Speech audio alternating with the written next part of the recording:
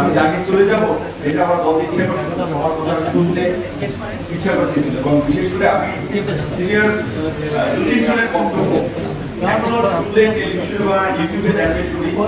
একজন হচ্ছে আমাদের সর্বশ্রদ্ধ আমাদের হাফিজ ভাই, এবং আরেকজন হচ্ছে মোহাম্মদ জামাল ভাই। সিনিয়র মানুষ, অনেক বয়স হয়েছে, এই বয়সেও কথার যে স্টাইল এবং কথার যে গভীরতা এবং যখন যে প্রসঙ্গে কথা বলে, আমার সে একজন এমনিতেই পছন্দের একজন মানুষ। আমার আজকের অনুষ্ঠানের প্রধান অতিথি, আজকের আলোচনার শিরোনাম ছিল বর্তমান রাজনৈতিক প্রেক্ষাপটে রাষ্ট্রপতি মুক্তিযুদ্ধের করণীয় শীর্ষক আলোচনা সভা। আমাদের আরেকজন সবসময় পর্দার আড়ালে থাকেন, আজকের সভাপতি উপাধ্যায়, তিনি সূচনা বক্তব্যে কিছু কথা বলেছেন।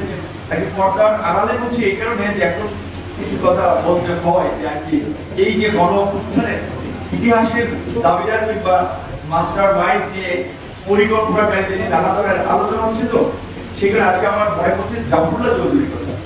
আজকে উনি হচ্ছে এই অভ্যুত্থানের অন্যতম মাস্টার মাইন্ডের একজন। আজকে শহীদুল ভাই, আপনারা চিনেন যে ফটোগ্রাফার, আন্তর্জাতিক মানের একজন আলোকচিত্রী সাংবাদিক, এবং তার ওয়াইফ হচ্ছে রেহনুমা বেগম, লিপিকার, শিক্ষক। শেখ হাসিনা যখন আমাদের গণতান্ত্রিক আন্দোলন সংগ্রামকেও বারবার উস্কানি বলছেন, যেটা অনেকের উস্কানি, এই কারণে শিক্ষকদের আন্দোলন হচ্ছে, ছাত্রদের আন্দোলন হচ্ছে, তখন অনেকটা প্ল্যাকার্ড লিখেছিল যে আমরা গণতন্ত্রের উস্কানি দাতা। তো আজকে যে এই অভ্যুত্থান এবং ফাসিস্ট শক্তির পতন, এটার ইতিবাচক যদি করছে উস্কানি দাতা, আমরা বলি পজিটিভ করছে, তাহলে তার সাথে উস্কানি দাতা ছিল জাফরুল্লাহ চৌধুরী। কারণ উনি আমাদেরকে সবসময় ডেকে বলতেন কি করতেছে তোমরা, ইয়ং মানুষ রাস্তায় নামো, ছাত্রদেরকে ডাকো, উল্লুককে ডাকো, সাথীকে ডাকো, মান্নাকে ডাকো, মুখকে ডাকো, সব সময় দেখা হলে তারা দিতেন আন্দোলনের সংখ্যা। এবং অসুস্থ একজন মানুষ ডায়ালাইসিস অবস্থায় হসপিটাল থেকে যে কারো প্রোগ্রামে চলে আসতেন, আমরা মানুষকে খুব মিস করছি। আজকের এই পরিবর্তনটা তিনি দেখে যেতে পারেন নাই। বেগম খালেদা জিয়ার সৌভাগ্য যে শেখ হাসিনা তাকে নির্মম নিষ্ঠুর নির্যাতন নিপীড়ন এবং তাকে এই শারীরিক অসুস্থতার দিকে ঠেলে দিয়েছে, তিনি তার পলায়ন দেখে যেতে পারছেন না। নিশ্চয়ই তার জন্য সন্তুষ্ট। তার একটা বিখ্যাত কথা সম্ভবত ইঞ্জিনিয়ারিং ইনস্টিটিউটের প্রোগ্রামে বলেছিলেন, এই আওয়ামী লীগকে আমরা পৌঁছে দিয়েছি, এমন পচা করবে, এমন দুর্গন্ধ ছড়াবে যে আওয়ামী লীগ আর মানুষের কাছে গ্রহণযোগ্য থাকবে। তারা এরকমের একজন যে কোনো মানুষ এরকম নেতৃত্ব পর্যায়ে থাকে, তাদের কিন্তু ভীষণ থাকে, দূরদৃষ্টি থাকে। সেটা বেগম খালেদা জিয়ার এই কথাটা প্রমাণিত। আজকে দেখেন সেই আওয়ামী লীগ, শেখ মুজিবের ধর্ম, এত তার দাম্ভিকতা, এত অহংকার যে তিনি টেলিভিশন দিয়েছেন, তিনি 18 কোটি মানুষকে খাওয়ান, তিনি দেশ ছাড়েন না, কত দাম্ভিকতা, শেষ পর্যন্ত পালিয়ে গেলেন।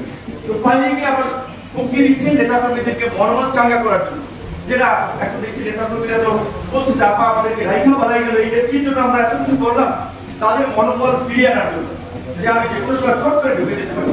আমার আমাদের আজকের এই যে উপস্থাপক কিন্তু পরিষ্কার ভাবে বলছেন যে তিনি বুঝতে পারছেন যে আমরা তাকে ফিরিয়ে আনবো, ফিরিয়ে এনে জেলে আমরা তাকে ধরবো এবং তার সর্বোচ্চ শাস্তি হিসেবে যদি মৃত্যুদণ্ড হয়, মৃত্যুদণ্ড কার্যকর। তিনি আবার বলছেন যে আমি চলে আসবো, তাকে যে আনা হবে, কারণ তিনি তো এখন তার কোনো পাসপোর্ট নেই। তিনি বাংলাদেশ এবং ভারতের সাথে বন্দি বিনিময় চুক্তি অনুযায়ী তিনি ওখানে যে প্রক্রিয়া আছেন তাকে দেশে আসতে হবে। এবং এটা তো সব দলের কাছে, এখানে এবি পার্টি পথে আছেন, এখানে আজকের প্রোগ্রামটা বিএনপি মুক্তিযোদ্ধা দলের সব মানুষই আমরা বারবার বলছি যে শেখ হাসিনা সহ এই আওয়ামী ফাঁসিবাদের সাথে যারা জড়িত ছিল তাদের বিচার করে ইতিহাসের দৃষ্টান্ত স্থাপন করতে হবে। কারণ আর কেউ ফ্যাসিস্ট হওয়ার সব দুঃসাহস না দেখে। একটা কথা, এখন অনেক কথা বলা একটু ডিফিকাল্ট, কারণ ওপেন প্ল্যাটফর্ম সোশ্যাল মিডিয়া থাকার ফলে বিশেষ করে আমরা যেহেতু একটু রাজনীতি করে নিজেদেরকে গড়ে তোলার চেষ্টা করছি, ছোটখাটো কথা মানুষ সহজে বিতর্কে ফেলে দেয়, নানানভাবে একটা মানে বিব্রতকর পরিস্থিতি তৈরি হয়।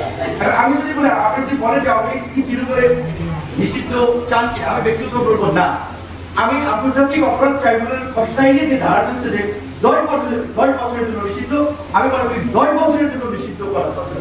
চিরতরে যদি নিষিদ্ধ করেন, আপনি নতুন রূপে ইন্ডিয়ান পৃষ্ঠপোষকতা, এই দেশের যারা ইন্ডিয়ান এজেন্ট সহ আরো অন্যান্য পারিপার্শ্বিক শক্তিগুলো আছে তাদের পৃষ্ঠপোষকতা আপনি কালকে নিষিদ্ধ করবেন, 2 বছরের মধ্যে তারা একটা ভাইব্রেন্ট শক্তিশালী দল হয়ে আপনার ফিরে আসবে। কারণ তাদের অন্তত 2-4 হাজার মানুষ আছে যারা 1000 কোটি টাকা পায়। একজন টাকাওয়ালা কালো টাকারা কেউ গ্রেপ্তার হয়েছে?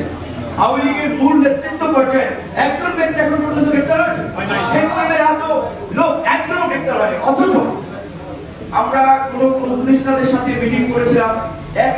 কখন শুনেছিলাম ওবায়দুল কাদের এবং এই গণহত্যার অনবদা এই কিলিং এর মাস্টারমাইন্ড আসাদুজ্জামান খান কামাল তিনি গ্রেফতার হবেন, কিন্তু এখন পর্যন্ত কিন্তু তার অগ্রগতি আমরা দেখি। কাজে এটা কিন্তু রহস্য এবং একটা শঙ্কা। তাহলে কি আওয়ামী লীগকে পুনরায় সংগঠিত হওয়ার জন্য স্পেসটা দেওয়া হচ্ছে? কিন্তু কোশ্চেন আমাদেরকে ভাবতে হচ্ছে। দিল্লি সহ পার্শ্ববর্তী দেশে যে সমস্ত শীর্ষ সন্ত্রাসীরা পলাতক ছিল ঢাকায় ঢুকেছে, জেলখানা থেকে শীর্ষ সন্ত্রাসীরা মুক্তি পেয়েছে। এখন তো আমাদের জন্য অনিরাপদ হয়ে যাচ্ছে এই সমাজের, কারণ আমরা যে সন্ত্রাসীদের বিরুদ্ধে কথা বলছি, আওয়ামী লীগকে বিচারের মুখোমুখি করার জন্য কথা বলছি, এখন তো যদি তাদেরকে গ্রেফতার না করা হয়, তাদের বিরুদ্ধে যদি শাস্তিমূলক পদক্ষেপ না নেওয়া হয়, তাহলে আমাদের লাইফ এখানে অনিশ্চিত হয়ে যাচ্ছে।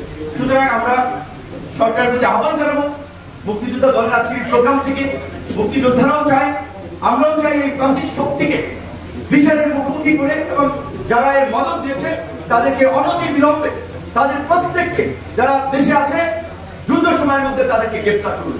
মুক্তিযোদ্ধাদের আজকে বর্তমান প্রেক্ষাপটে রাষ্ট্র বিনির্মাণে আমি দুটো কথা বলতে চাই। প্রথম হচ্ছে আজকে বাংলাদেশের বয়স 53 বছর, অর্ধশতক পেরিয়ে গেছে। এখন পর্যন্ত মুক্তিযুদ্ধের শহীদদের প্রকৃত সংখ্যা এবং তালিকা 53 বছরের কোন সরকার করতে পারেনি। উদ্ভব ভাইদেরকে আমরা অনুরোধ জানাবো, অফিসেও আছে, এটা যেন Indian government, not political government, তাদের মাধ্যমে আপনারা সহযোগিতা করেন, মুক্তিযোদ্ধাদের একটা সঠিক এবং নির্ভুল তালিকা করেন। একই সাথে এই যে ভুয়া মুক্তিযোদ্ধা হিসেবে যারা বেনিফিশিয়ারি হচ্ছে তাদেরকে চিহ্নিত করে সঠিক মুক্তিযোদ্ধাদের উপযুক্ত সম্মান যারা এখনো অবহেলিত, বঞ্চিত, সেটি আপনারা নিশ্চিত করেন। মুক্তিযুদ্ধের যে আকাঙ্ক্ষা ছিল যে বৈষম্যহীন গণতান্ত্রিক মানবিক বাংলাদেশ বিনির্মাণ করা, এখানে সাম্য, মানবিক মর্যাদা, সামাজিক সুবিচার থাকে, 53 বছরে সেটি নিশ্চিত হয়নি।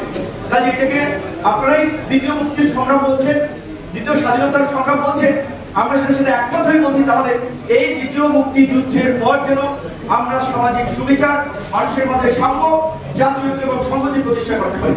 আজকে আমাদের একজন এখানে পটেল সাহেব বক্তব্য রেখেছেন, পার্বত্য চট্টগ্রাম থেকে তিনি কিন্তু 71 যুদ্ধ করেছেন, দেশ বাঁচিয়ে জন্য ঝাঁপিয়ে পড়েছেন। তাহলে আজকে পাহাড়কে কারা আরেকটা স্বায়ত্ত শাসনের নামে বাংলাদেশ থেকে বিচ্ছিন্ন করতে চায় এবং এখানে সুস্পষ্ট হলো 53 বছর ধরে ভারতের মদত রয়েছে। মণিপুর, মিজোরামে এই অস্ত্রধারী সন্ত্রাসী গোষ্ঠীগুলো ট্রেনিং নেয়, আধুনিক অস্ত্র সহ তাদেরকে সব ধরনের আপনার রসদ সরবরাহ করা হয়। তো ভারতের সাথে এই বিষয়ে আমাদের পরিষ্কার বক্তব্য থাকতে হবে, ভারত এটা করতে পারে না। ভারত যেমন আমাদের কাছ থেকে তাদের 7 সিস্টার্সের সিকিউরিটি চায়, তাদেরকে পরিষ্কারভাবে পার্বত্য চট্টগ্রামের প্রশ্নে বাংলাদেশের যে কোনো সিদ্ধান্তে সহযোগিতা করতে হবে এবং পার্বত্য চট্টগ্রামের অস্থিতিশীল করার জন্য কোনো মদত দেওয়া যাবে না। মুক্তিযোদ্ধাদের আজকে এই প্রোগ্রামের মধ্যে দিয়ে আমি মনে করি সারা দেশের মুক্তিযোদ্ধাদের অবশ্যই এই রাষ্ট্র বিনির্মাণে তাদেরকে নতুন ভাবে চিন্তা করতে হবে। তরুণদের চিন্তার সাথে তাদের চিন্তাকে মডিফাই করে আগামী বাংলাদেশকে গড়ে তোলার জন্য সরকারের সাথে পরবর্তী নির্বাচিত সরকারের সাথে কাজ করতে হবে। এইটা দুঃখজনক, এখন পর্যন্ত মুক্তিযোদ্ধাদের সাথে সরকারের একটা অফিসিয়াল মিটিং হয়নি, এইটা হওয়া দরকার ছিল। আমরা যতই বড় হয় আমরা বাক্য অস্বীকার করতে পারি না, ছেলে হয়ে। মুক্তিযোদ্ধারাও জাতির শ্রেষ্ঠ সন্তান, সূর্য সন্তান, তারা না হলে আজকে এই দেশে দাঁড়িয়ে তো আমি এইভাবে কথা বলতে পারতাম না। আমি যে দ্বিতীয় মুক্তিযুদ্ধের লড়াই করেছি, এই লড়াইয়ের প্রেক্ষাপট রচিত হতো।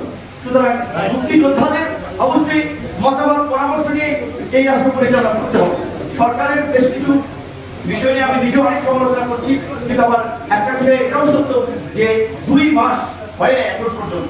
স্ট্যাবল হওয়ার জন্য সরকারের মন্ত্রণালয়ে এক একজনের মিনিস্ট্রি বোঝার জন্য তাদের বোঝার কিছুটা সময়ের প্রয়োজন আছে, যদি আমি নিজে কিন্তু অনেক সমালোচনা করছি। বিকজ আমাদের যে এক্সপেকটেশন, এই সরকারের যে কানেক্টিভিটি, যে নেটওয়ার্ক, সেটাকে কাজে লাগিয়ে যদি আমরা বাংলাদেশে এই জাতীয় এবং সংহতি তৈরি করে এই অবস্থা থেকে উত্তরণ না করতে পারি, তাহলে পুরো জাতি একটা বিপর্যয়ের মধ্যে পড়বে। যার কারণে আমরা সমালোচনা করলেও আমাদের অবস্থানটা এখানে পরিষ্কার হয়ে যে এই সরকারের মাধ্যমেই আগামী নতুন বাংলাদেশ বিনির্মাণের একটা পথ আমাদেরকে তৈরি করতে হবে। বাকি কাজ সম্পন্ন করবে নির্বাচিত গণতান্ত্রিক সরকার। পথটা এই সরকারকে রচনা করতে হবে। সেক্ষেত্রে মুক্তিযোদ্ধারা এই প্রজন্মের তরুণদের সাথে, সংগ্রামী নেতৃবৃন্দের সাথে অগ্রণী ভূমিকা পালন করবে, সেই প্রত্যাশা রেখে আমি আমার বক্তব্য শেষ করছি।